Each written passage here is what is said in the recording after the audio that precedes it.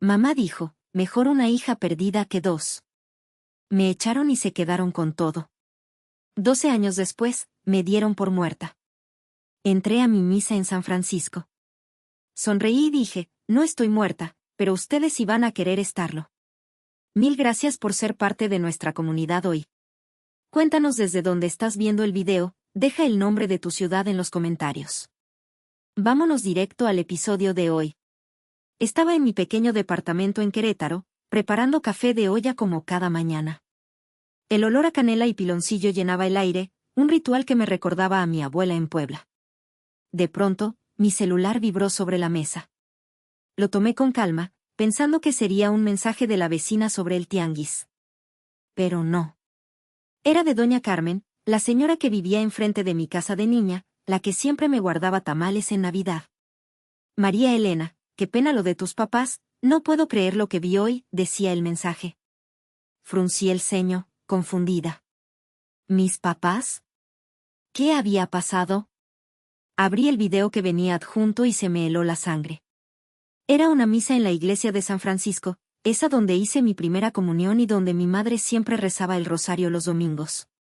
La cámara temblaba un poco, pero ahí estaban mis padres, mi madre con su rebozo negro bien puesto, como si fuera a un velorio, y mi padre, tieso, leyendo un papel con voz que apenas se oía. Frente a ellos, un ataúd sencillo, y junto a él, mi foto. Mi foto. Una que me tomaron cuando cumplí 40, con mi sonrisa de entonces, rodeada de flores blancas. Me quedé tiesa, el café todavía en la mano. María Elena fue una hija difícil, pero la quisimos mucho, decía mi padre, mientras mi madre soltaba un sollozo que sonaba más falso que billete de 3 pesos. Que su alma descanse en paz, agregó él. ¿Muerta? Yo. El corazón me latía tan fuerte que casi no escuchaba. Estaba viva, respirando, parada en mi cocina con el sol entrando por la ventana. ¿Qué estaba pasando? Miré el video otra vez, incrédula. Mis papás, en esa iglesia que tanto quise, diciendo que yo ya no estaba. No entendía nada, pero algo dentro de mí se rompió. Esto no era un error, era algo mucho peor. Después de ver ese video, no pude soltar el celular. Lo repetí una y otra vez, buscando alguna señal de que era un mal sueño. Pero no. Las caras de mis papás no mostraban lágrimas de verdad, sino una calma que me dio escalofríos. Mi madre, con ese rebozo negro que usaba para todo, parecía más preocupada por verse dolida que por sentirlo. Mi padre leía como si estuviera en una junta del negocio, no en un funeral. Me senté en una silla de la cocina, las manos temblando, y los recuerdos me cayeron encima como balde de agua fría. Hace 12 años, todo cambió. Vivíamos en Puebla, en la casa que mis abuelos dejaron. Mis papás tenían una tiendita en el mercado, herencia de mi abuelo, un hombre trabajador que siempre decía que el sudor valía más que el oro. Yo ayudaba con las cuentas, porque siempre fui buena con los números. Pero Sofía, mi hermana menor, era otra cosa. La consentida, la que nunca hacía mal nada según ellos. Una tarde, revisando los libros, vi que faltaba dinero. Mucho. Casi 80,000 pesos se habían esfumado. Pregunté, preocupada, y mi padre me miró con ojos duros. ¿Tú qué sabes, María Elena?, me dijo, como si yo fuera una extraña. Días después, me sentaron en la cocina. Sofía estaba ahí, callada, con esa carita de «yo no fui», que siempre le funcionaba. Mi madre habló primero, con voz cortante, se perdió el dinero, y alguien tiene que cargar con la culpa. Mejor una hija perdida que dos. No lo podía creer. Mi padre ni me volteó a ver. Nos avergonzaste, dijo, y supe que ya habían decidido. Resultó que Sofía había sacado la lana para sus gustos caros, ropa de marca, salidas con sus amigas de la prepa privada. Pero en lugar de enfrentarla, me echaron a mí. Me dieron una maleta, me dijeron que me largara y que no volviera a pisar la casa. Esa noche dormí en un hotel barato cerca de la terminal. Al día siguiente, tomé un camión a la Ciudad de México, con lo poco que tenía en los bolsillos. Intenté hablarles después. Llamé desde un teléfono público, les mandé cartas con mi nueva dirección, hasta les dejé recados con vecinos. Nada. Mi número estaba bloqueado, las cartas regresaban sin abrir. Una vez fui a la tiendita, pero mi madre salió y me cerró la puerta en la cara. No tienes familia aquí, me gritó, y se acabó. Hasta doña Carmen, que siempre me quiso, dejó de contestarme. Me volví un rumor, una sombra que se desvanecía con el tiempo. Me fui al extranjero poco después. Conseguí trabajo en España, en un restaurante mexicano que servía mole y pozole a los turistas. Lavaba platos, servía mesas, aprendí a vivir con poco. No hablaba de mi pasado, ni subía fotos a internet. Me hice chiquita, como si de verdad quisiera desaparecer. Pero en el fondo, guardaba una esperanza tonta, que un día sonaría en el teléfono y sería mi papá diciendo, perdón, hija, fue un error. O mi mamá, con su voz suave de antes, pidiéndome que volviera. Ese día nunca llegó. Lo que sí llegó fue el silencio. Los amigos de la familia, los primos con los que crecí jugando en el patio, todos dejaron de buscarme. Una vez vi a mi tía Lupe en el mercado de Puebla, cuando fui de visita rápida.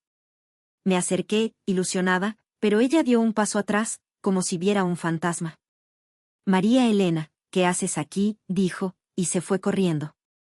Supe entonces que algo más grande estaba pasando, algo que no entendía todavía. Me habían borrado, no solo de la casa, sino de sus vidas enteras. Sentada en mi departamento en Querétaro, con el video todavía en la pantalla, entendí que no fue un simple pleito familiar. Esto era más oscuro. Mis papás no solo me echaron, me habían enterrado en vida, y lo hicieron tan bien que hasta doña Carmen, la única que me escribió, creía que yo estaba bajo tierra. Pero, ¿por qué? ¿Qué ganaban con esto? La respuesta estaba ahí, en algún lugar, y aunque me dolía el alma, tenía que encontrarla. No iba a quedarme callada, no después de ver mi propia foto junto a un ataúd que nunca me tuvo.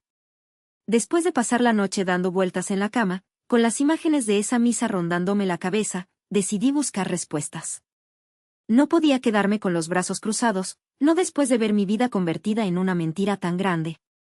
Prendí mi computadora vieja, de esas que tardan una eternidad en cargar, y empecé a investigar. Primero intenté entrar a mi correo de siempre, el que usaba cuando vivía en Puebla. Cuenta desactivada por fallecimiento del usuario, decía el mensaje en la pantalla. Me quedé helada. No era un error técnico, alguien había reportado mi muerte, y no había sido hace poco. La fecha mostraba 3 años atrás, justo cuando estaba en España fregando platos para sobrevivir. Se me hizo un nudo en la garganta, pero seguí. Busqué mi nombre en línea, algo que no había hecho en años porque prefería mantenerme invisible.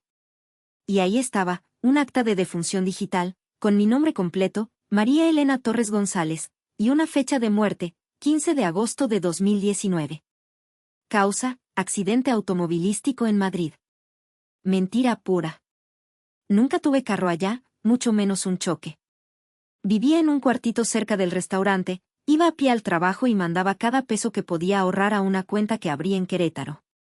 Pero según ese papel, yo estaba muerta, cremada, perdida para siempre. ¿Quién había hecho esto? No necesitaba pensarlo mucho, mis papás y Sofía tenían que estar detrás. Quise saber más. Abrí las redes sociales, algo que evitaba porque me dolía ver la vida de otros mientras la mía se deshacía. Busqué a Sofía, y no tardé en encontrar su cuenta. Había quitado el candado y ahora subía fotos como si fuera reina. Ahí estaba ella, radiante en una boda en Cholula, con un vestido blanco que seguro costó una fortuna. Mis papás aparecían también, sonriendo junto a un novio güero que cargaba una copa de champán. La fecha de las fotos era reciente, apenas un año atrás. Ojeé más, una casa nueva en un fraccionamiento de lujo, con muebles modernos y un jardín que parecía sacado de revista. En una publicación, Sofía escribió, gracias a mis papás por hacer esto posible. ¿Posible con qué? Yo lo sabía bien. Recordé la herencia de mis abuelos.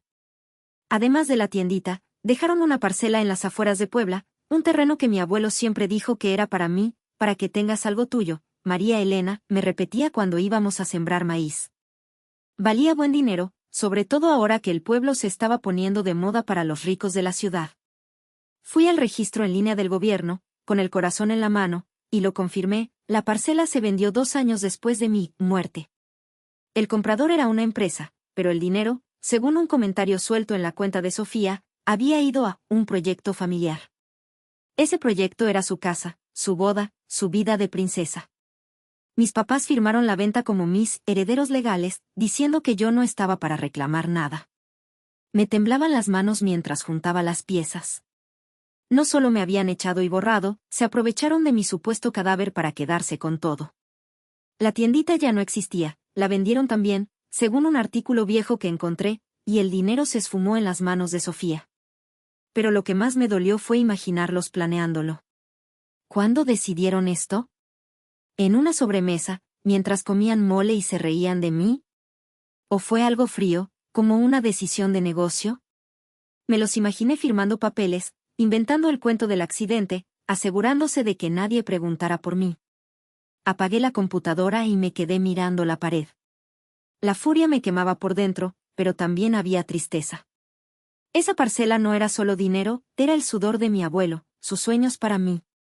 Y la tiendita, donde pasé tantas tardes ayudando, se había ido también. Todo lo que me unía a mi pasado, a mi familia, lo habían convertido en cenizas para dárselo a Sofía. No era suficiente con echarme, tenían que robarme hasta los recuerdos. Pero esto no se iba a quedar así. Si ellos podían inventar mi muerte, yo iba a desenterrar la verdad, costara lo que costara. Con todo lo que había descubierto, sentía que el suelo se me movía. Pero no podía parar, necesitaba saber hasta dónde llegaba esta pesadilla. Decidí hablar con alguien de la familia, alguien que me diera una pista de cómo se habían creído este cuento tan loco. Marqué el número de mi tía Lupe, la hermana mayor de mi mamá, que siempre me defendía cuando mis papás me regañaban de niña. ¿Tía Lupe? Soy María Elena, dije cuando contestó. Hubo un silencio largo, y luego su voz temblorosa, ¿María Elena? No puede ser. Antes de que pudiera explicarle, colgó. Volví a marcar, pero ya estaba bloqueada. El rechazo me pegó duro, como si me hubieran cerrado otra puerta en la cara. Entonces intenté con mi primo Juan, el hijo de Lupe, que siempre fue bueno conmigo. Le mandé un mensaje: Juan, soy yo, María Elena. Necesito hablar. Su respuesta llegó rápido: dicen que moriste en España hace años, ¿qué pasa? Le escribí que estaba viva, que todo era una mentira, pero no contestó más. Me quedé mirando el celular, con un nudo en el pecho. Hasta los que me quisieron alguna vez me veían como un fantasma. Pero lo peor vino después, cuando revisé mi correo nuevo y encontré un aviso del banco.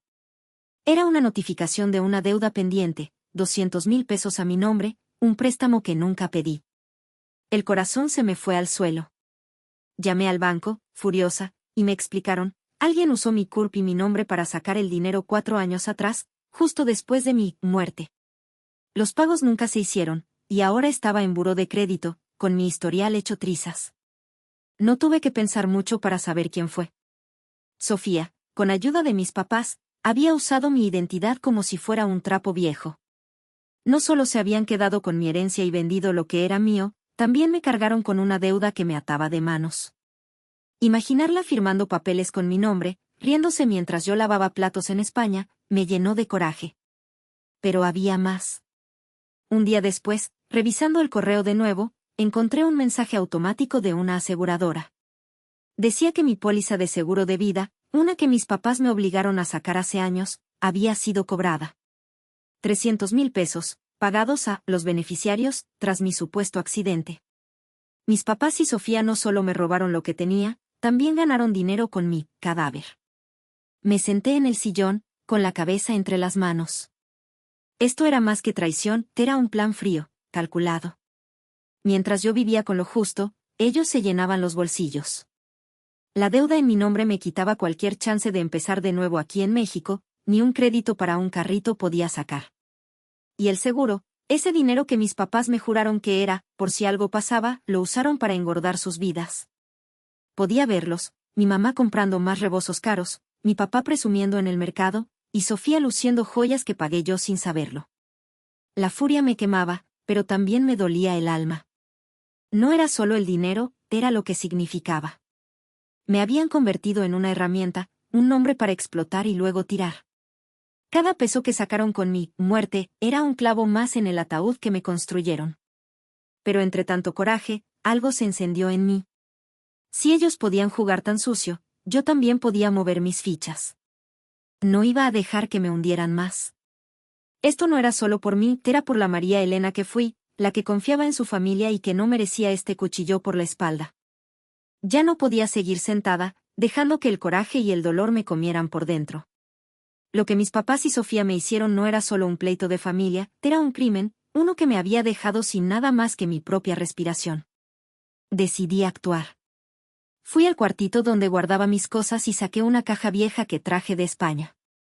Ahí estaban mis pruebas, pasaportes con sellos de entrada y salida, contratos del restaurante donde trabajé, recibos de renta de mi departamentito en Madrid, hasta un par de cartas que mandé a Puebla y que me regresaron sin abrir. Todo eso gritaba que estaba viva, que no había muerto en ningún accidente. Con la caja bajo el brazo, caminé hasta una oficina de abogados en el centro de Querétaro. El lugar olía a papel viejo y café rancio, pero el joven que me atendió, un tal licenciado Ramírez, tenía cara de buena gente. Le conté todo, desde el video de la misa hasta la deuda y el seguro que cobraron con mi nombre. Cuando le puse el acta de defunción falsa sobre el escritorio, se le abrieron los ojos como platos. «¿Entonces usted está viva y ellos la dieron por muerta?», preguntó, rascándose la cabeza. «Sí, y no solo eso, se quedaron con mi herencia, me cargaron una deuda y hasta sacaron lana de un seguro», respondí, con la voz firme aunque me temblaba el alma. «Voy a pelear mi vida, licenciado. Esto no se queda así». Él asintió, hojeando mis papeles.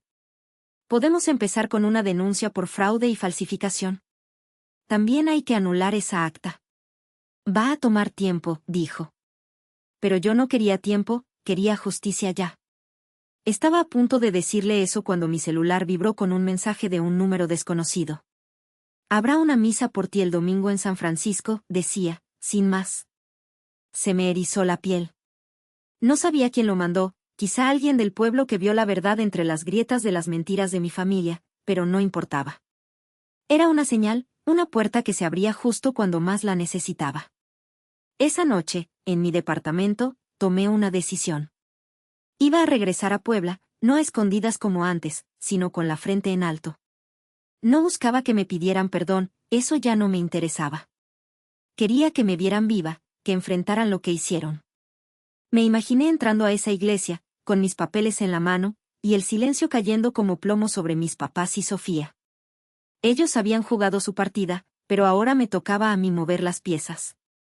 Saqué una libreta y anoté todo lo que necesitaba. El camión a Puebla salía el sábado, así que tenía 2 días para prepararme. Guardaría mis pruebas en una carpeta, bien ordenadas, para que nadie pudiera dudar de mí. Mientras hacía mi plan, pensé en lo que significaba volver. San Francisco no era solo una iglesia, era mi infancia, los domingos con mi abuela rezando por nosotros, las fiestas del pueblo donde bailábamos hasta tarde. Mis papás y Sofía me lo habían arrancado todo, pero no podían quitarme mi verdad. Me miré en el espejo, con mis 52 años bien puestos, las arrugas que me gané trabajando y sobreviviendo. «María Elena», me dije, «tú no estás muerta. Ellos quisieron enterrarte, pero vas a desenterrarte sola».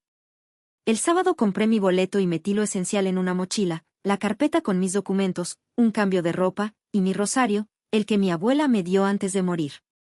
No sabía qué iba a pasar en esa misa, pero una cosa tenía clara, no iba a dejar que me lloraran con lágrimas de cocodrilo. Si me querían muerta, iban a ver lo viva que estaba, y no iba a ser calladita como ellos esperaban. Llegué a Puebla el sábado por la noche, con el estómago revuelto pero la cabeza clara. Me quedé en un hotelito cerca de la terminal, de esos con paredes delgadas y camas que rechinan, pero no dormí mucho. El domingo amaneció nublado, como si el cielo supiera lo que iba a pasar. Tomé un camión al centro y me bajé a unas calles de San Francisco. Desde ahí vi la iglesia, con sus torres altas y las campanas calladas todavía. Había carros estacionados por todos lados, y gente vestida de negro entraba despacito, algunos con flores en las manos. Mi foto estaba en un cartel afuera, con letras grandes que decían, «En memoria de María Elena Torres González». Se me hizo un nudo en la garganta, pero apreté la carpeta con mis papeles contra el pecho y crucé la calle. Me quedé parada enfrente, bajo un árbol, viendo cómo llegaban conocidos del pueblo. Algunos eran primos lejanos, otros vecinos que me vieron crecer. Nadie me reconoció con mi chamarra oscura y el cabello suelto. Adentro, el órgano empezó a tocar una pieza triste, de esas que te aprietan el corazón. Esperé hasta que el padre dijo por el altavoz, les pedimos un minuto de silencio por el alma de María Elena. Ese fue mi momento. Respiré hondo, como si fuera a brincar a un río helado, y empujé las puertas de madera. El chirrido fue fuerte, como un grito en la quietud, y la luz del día se coló por el pasillo, directo al altar. Todos voltearon. Unos soltaron un «ay, Dios», bajito, otros se quedaron con la boca abierta. Seguí caminando, mis pasos retumbando en el suelo de piedra. Mi mamá estaba en la primera banca, con su rebozo negro y un pañuelo en la mano. Cuando me vio, dejó caer el pañuelo y se desplomó en el asiento, como si le hubiera dado un aire. Pura actuación, como siempre. Mi papá, parado junto al padre, tenía un rosario en la mano que se le escurrió entre los dedos y cayó con un ruido seco. Sofía estaba a un lado, con un vestido caro y una copa de vino tinto que se le derramó en las manos cuando me miró. El líquido salpicó el piso como sangre, y sus ojos se clavaron en mí, llenos de miedo. El padre dio un paso atrás, confundido, y el silencio se rompió con murmullos que crecían como ola. «Esa no es». «No puede ser», dijo alguien. Una niña en las bancas gritó, «Mamá, es ella». Me quité las gafas oscuras y dejé que me vieran bien. Caminé hasta el frente, justo debajo de mi foto, esa que pusieron para llorarme. No dije nada todavía, no hacía falta. Mi presencia era un golpe, un trueno que reventaba sus mentiras. Mi mamá seguía, desmayada, mi papá blanco como papel, y Sofía apretaba el borde de su vestido como si quisiera esconderse dentro. Los miré a los tres, uno por uno, y sentí el peso de todos esos años cayendo. No era solo una misa, era un teatro, y yo acababa de subir al escenario sin que me invitaran. Que temblaran, porque esto apenas empezaba. Me paré frente al altar, con mi foto a mis espaldas como un espejo que no me reconocía. El silencio en la iglesia era tan pesado que se podía cortar con cuchillo. Todos me miraban, algunos con los ojos bien abiertos, otros cuchicheando como si vieran un aparecido. Saqué la carpeta de mi chamarra, la abrí con calma y hablé fuerte, para que nadie se perdiera ni una palabra. Dicen que morí, pero aquí estoy. No hubo accidente, no hubo nada. Todo esto es una mentira que ellos armaron, dije, señalando a mis papás y a Sofía con un dedo que no temblaba. Mi mamá seguía, desmayada, en la banca, pero vi cómo entreabría un ojo para espiar. Mi papá intentó hablar, balbuceando algo como, «María Elena, ¿qué haces?», pero lo corté en seco. «Tú cállate. Ya hablaron bastante de mí». Puse los papeles en el aire, mostrándolos a la gente. «Aquí están mis pasaportes, mis contratos de trabajo, mis rentas. He estado viva todo este tiempo, mientras ustedes me enterraban en sus cuentos». Los murmullos crecieron, y alguien sacó un celular para grabar. Que grabaran, que el mundo viera. Me volteé a Sofía, que estaba tiesa como estatua. «Tú, con mi herencia, te compraste esa casa y esa boda. La parcela de mi abuelo, que él me dejó, la vendieron por ti. Hasta mi nombre usaste para sacar un préstamo y dejarme con la deuda». Su cara se puso roja, y bajó la mirada al suelo, donde el vino tinto todavía manchaba sus zapatos caros. «¿Y el seguro de vida que me hicieron sacar, qué?». 300,000 pesos que cobraron cuando me mataron. Disfruten lo que me robaron, porque se les acabó el juego. Luego miré a mi papá, que no podía sostenerme la mirada. No me perdieron, me echaron. Me culparon por lo que ella hizo y me borraron para no ensuciar su nombre. Pero aquí estoy, y no me voy a callar. La gente empezó a hablar más fuerte, algunos gritando, «¡Qué vergüenza!», «Sí, es verdad». Vi a mi primo Juan en una banca, con la cabeza agachada, como si supiera algo desde antes. El padre intentó calmar a la gente, levantando las manos, pero nadie le hizo caso. Era un relajo, y yo estaba en el centro, soltando todo lo que me habían clavado en el pecho. Sofía abrió la boca al fin, con voz chillona. «No es cierto, yo no». Pero la corté de nuevo. «No mientas más, Sofía. Tus fotos lo dicen todo, y estos papeles también». Tiré la carpeta al suelo frente a ella, y las hojas se esparcieron como plumas. «Que la gente vea quiénes son ustedes de verdad». Mi voz no tembló, aunque por dentro sentía un torbellino. Miré a la gente, a los vecinos, a los que alguna vez me quisieron. No vine a pedirles nada. Vine a que sepan que no estoy muerta, y que lo que me hicieron no se queda en la sombra. Di un paso atrás, dejando que el eco de mis palabras colgara en el aire. Mi mamá despertó de su desmayo, mi papá se agarró la cabeza, y Sofía se quedó muda, con las manos vacías. El telón de su teatro se había caído, y yo era la que sostenía la luz que lo alumbraba todo. Salí de San Francisco con las campanas tocando, un sonido que retumbaba como si anunciara algo nuevo. No miré atrás, no quería ver las caras de mi familia desmoronándose ni escuchar sus excusas. La gente seguía hablando, algunos me seguían con la mirada, pero yo ya había dicho lo que tenía que decir. Al día siguiente, fui con el licenciado Ramírez en Querétaro. Le di la carpeta con mis pruebas, firmé los papeles que él preparó y vi cómo mandaba la denuncia por fraude, falsificación y robo. Días después, me llamó, María Elena, el acta de defunción ya está anulada. Eres viva otra vez, legalmente. Sentí un peso levantarse de mis hombros, como si me quitaran una losa. La investigación empezó rápido. Las autoridades revisaron los movimientos del dinero, la venta de la parcela, el seguro cobrado, el préstamo con mi nombre. Mis papás y Sofía tuvieron que dar cuentas, y no podían esconderse detrás de sus lágrimas falsas. No sé si irán a la cárcel, eso ya no me toca decidirlo, pero su máscara se cayó frente al pueblo. Yo no busqué venganza, busqué libertad. Volví a mi departamento en Querétaro, abrí las ventanas y dejé que el aire entrara. Por primera vez en años, respiré sin sentir que me ahogaba. Pensando en todo esto, entendí algo que a mis 52 años me pegó duro: la familia no siempre es la que da la sangre. A veces, los que más te quieren lastimar son los que dicen quererte. Mis papás y Sofía me enterraron viva, no por error, sino porque les convenía. Me dolió darme cuenta, pero también me liberó. Aprendí que uno no debe cargar con las cadenas que otros te ponen, ni esperar que te salven los que te hundieron.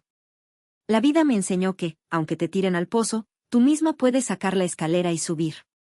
Y eso hice, me rescaté sola, con mis manos y mi verdad. Ahora, cuando camino por las calles de Querétaro, lo hago con la cabeza en alto. No necesito que me pidan perdón ni que me devuelvan lo que me quitaron. Lo que me robaron, dinero, recuerdos, años, se lo llevó el viento, pero lo que gané no me lo quita nadie, mi paz. Mis papás y Sofía tendrán que vivir con su culpa, si es que la sienten. Yo ya no cargo con ella. A veces pienso en mi abuela, en cómo me miraba con orgullo cuando sembrábamos maíz en esa parcela que ya no es mía. Ella me diría: María Elena, tú vales más que todo eso. Y tenía razón. Este renacer no es para pelear con el pasado, sino para construir mi futuro. Sigo trabajando, ahorrando, viviendo sencillo. Tal vez un día compre un terrenito, uno que sea mío de verdad, y plante unas flores para recordarme que sigo creciendo. A los que me enterraron, que se queden con sus mentiras, yo me quedo con mi vida. Las campanas de San Francisco no tocaron por mi muerte ese día, sino por mi resurrección. Y esta vez, no voy a dejar que nadie me vuelva a apagar. A mis 52 años, estoy viva, y eso es más fuerte que cualquier tumba que me hayan cavado. Te agradezco sinceramente por estar aquí durante todo el video. Las historias familiares no siempre son dulces, pueden ser pesadas, confusas o dolorosas. Si esta historia resonó contigo, deja un comentario o un like. Tal vez alguien allá afuera necesita saber que no está solo.